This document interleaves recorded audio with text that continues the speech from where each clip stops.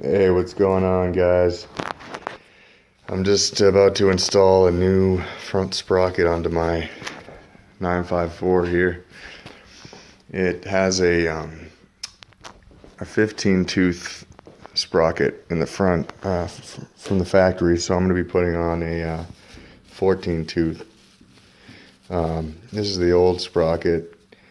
I mean, it has about 7,000 miles on it, so it cleaned up pretty well. It's not really worn out. Probably sell this on eBay or something, but I might keep it in case I don't like this one.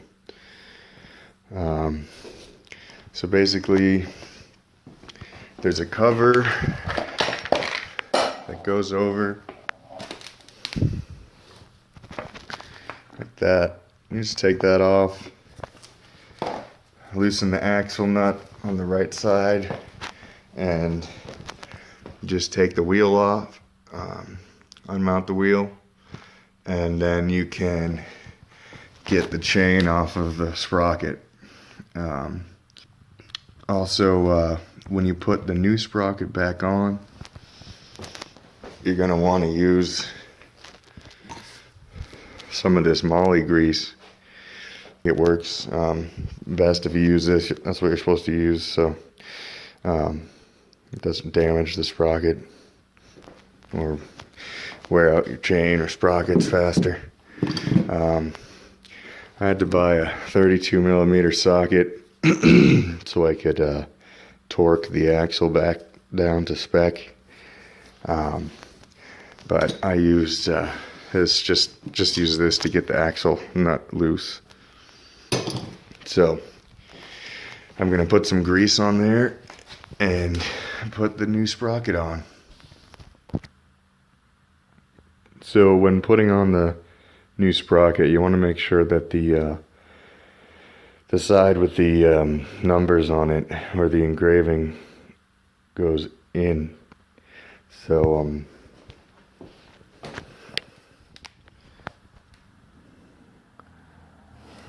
you want to make sure that you put it on correctly. So the side with the engraving is going to go in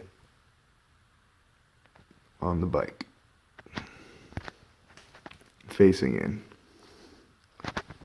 So once you get the sprocket back on with the chain, you're going to want to put the bolt and washer back in and torque it down to 40 foot-pounds according to the manual for the 2002 CBR 954.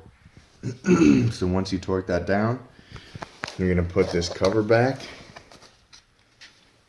Simple to put back on. That's it. Then you put the bolt in up here and down there. And just tighten those down.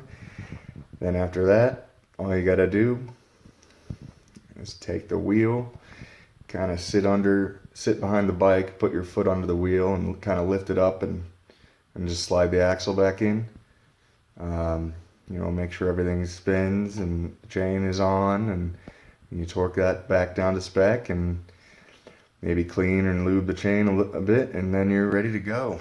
I did a -1 up front here, which is the same as doing +3 in the rear. So I mean, this thing is just insanely powerful as it is. So I can't wait to test ride this today and see what kind of difference this smaller front sprocket makes. I mean, shit, this thing just pulls incredibly hard through every gear, and I can't wait to ride this thing after this. All right, so now that we got the wheel back on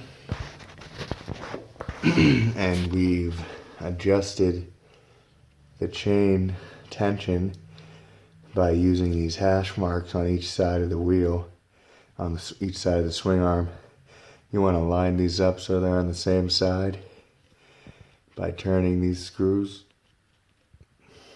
by turning this bolt here, and then you want to have, you know, around an inch or so of play, maybe a little more in the chain. It's better to have a little bit looser chain than a little too tight of a chain. So that looks about good. And again, you want to line these hash marks up on both sides. Make sure the wheel's on there good. And then now you can have somebody stand on the rear brake while you torque down the front sprocket bolt to spec. But what I did, since I didn't have anyone to do that, I just sat on the bike, put my foot on the rear brake, and then just torque it down just reach down and torque it down while you're sitting on the bike. And there you go. Alright, so after the front sprocket is torqued down, you just install the cover and you're good to go. It's probably one of the most affordable mods you can do for your bike, for around $20 on eBay for a steel sprocket. I couldn't find an aluminum one for this bike for the front. I found one for the back, but couldn't find the front one. So I'm interested to see how this test ride goes. But yeah, this is a really, really good mod to do to your bike if you want to be able to just wind through those gears a little faster and, you know, shorten the final drive ratio, the ratio overall.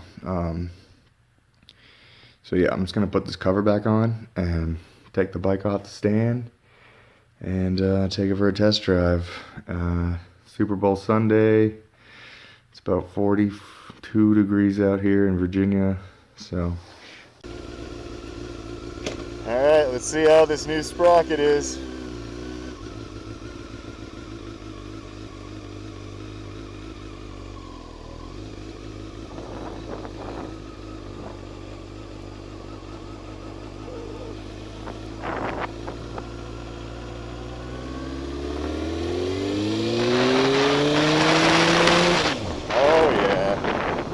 Feeling good?